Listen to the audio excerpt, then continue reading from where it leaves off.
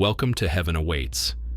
My name is Lee, and I narrate the near-death experiences of those who have died and have seen the other side. These videos are meant to bring hope to a sometimes hopeless world.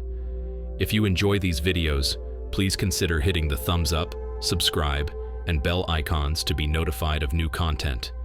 Doing so is free, and it does help the channel grow. Before we get started, I would just like to give a trigger warning for today's video. The first experience specifically contains acts of parental violence, among other things.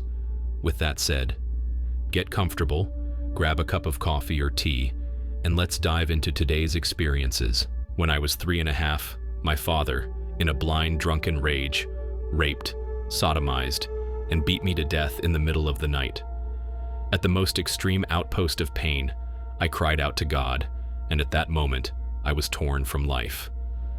As I died, I felt raised by angels in robes of many colors. I did not know where they were taking me as they flew, carrying me up higher and higher in the sky. Finally, we reached a place where emptiness gave way to form, and form took the shape of huge cloud-like masses on which other angels seemed to be walking, although they too floated through the air.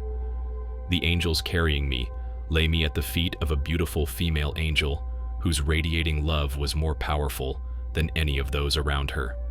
She said to me in a voice whose sweetness and tone are unknown here on earth, "Tell me your story." I said to her, not in spoken words, but thoughts, "I will, but now I need to rest." My spirit had no energy, even to answer this loving lady.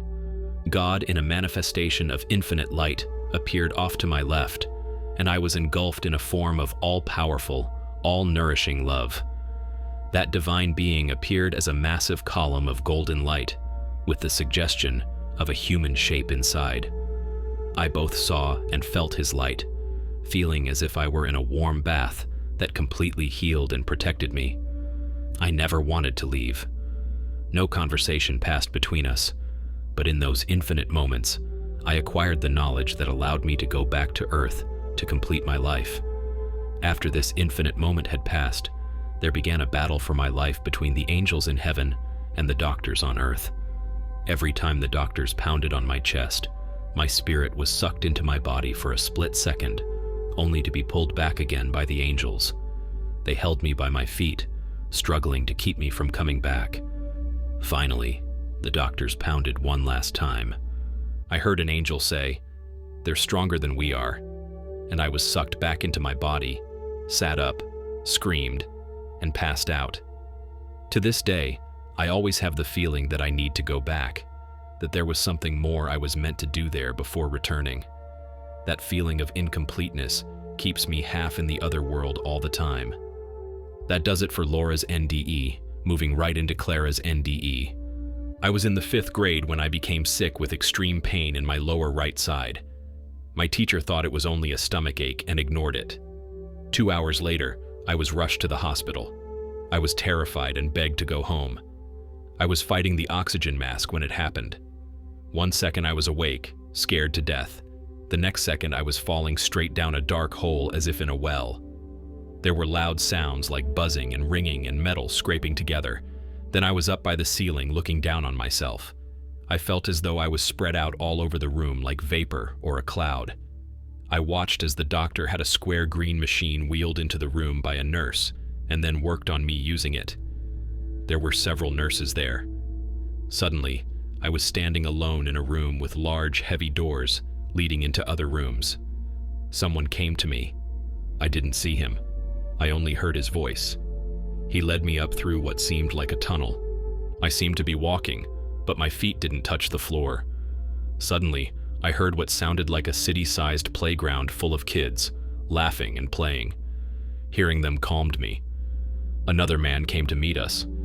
I didn't see him either. He asked the one leading me who I was, then he went away.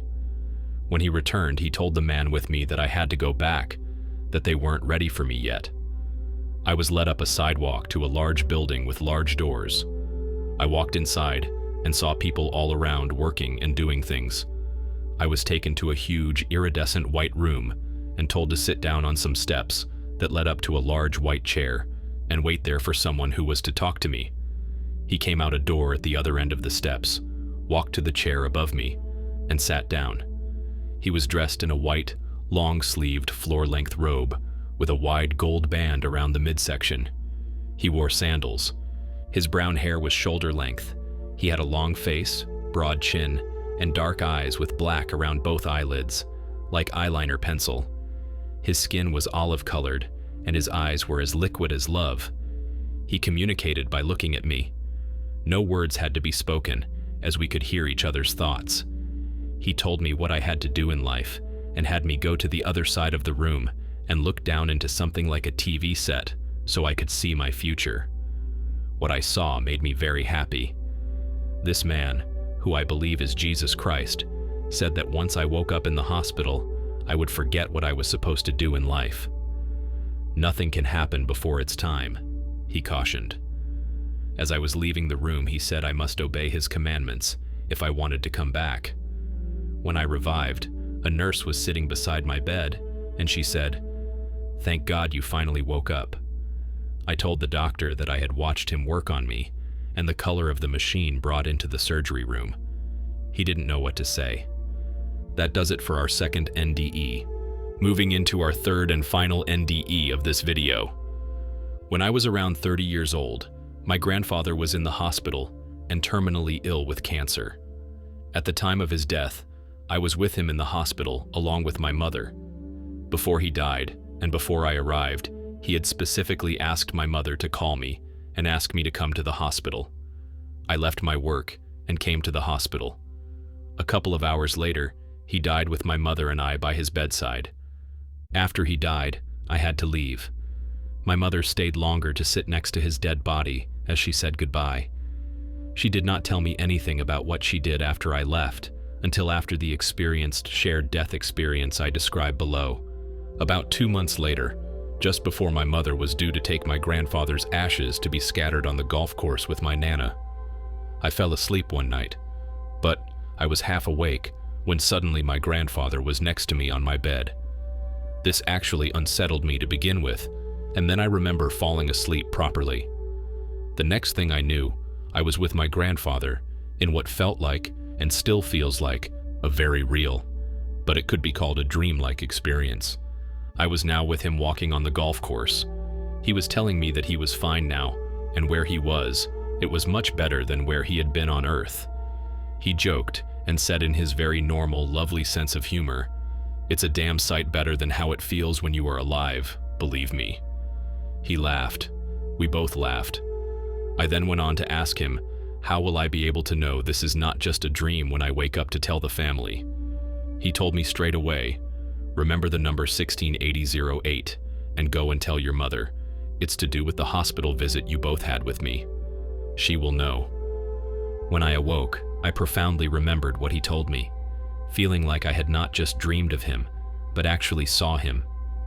My mother at this time was quite skeptical about life after death. I knew I needed to pass on this message to her, so I felt apprehensive. I called her and tried to tell her to be as open-minded as possible. I told her that I had a dream with grandfather and that he had given me this number to pass on to you, 168008. My mother went very quiet and told me that she had to go and would get back to me. She needed to go and check something out. After the call, when she got back, she told me that after I left the hospital, she had secretly taken his hospital band from his wrist. I had not seen her do that when I was at the hospital. On the wristband was the number 168008. She had taken this and hidden it at home. After I phoned her, she went to look at the wristband. She noticed that the number in the inside of the band had the number he had given me in the dream. After he died, he was aware she had taken his wristband and that it had the number on it. He was able to tell me from the other side, tell me months later, that she had taken this and it had this number on it. This felt like a profound shared death experience between myself, my grandfather, and mother. That does it for today's experiences. You know, this is the second time that I have narrated this experience, and I still find myself struggling to force down my disgust over the first experience that I narrated. I continue to wonder to myself, how any father can do this to their children. Not just what kind of father, but what kind of monster beats a 3.5-year-old child to death. I am amazed that somehow the doctors were stronger than God's angels in bringing this poor child back to life. Sorry everyone for the rather disheartening first NDE. I know many of you who heard me narrate it the first time around felt the same. Let me know what you thought of both of them in the comment section below. If you feel the need to vent, feel free to do that. Any comments that are blocked because of YouTube will be approved as I see them. I know that there are a few choice words that I want to say, and a few things that I would love to do to Laura's father, but I cannot say them because YouTube would ban the channel. Until the next video, be blessed.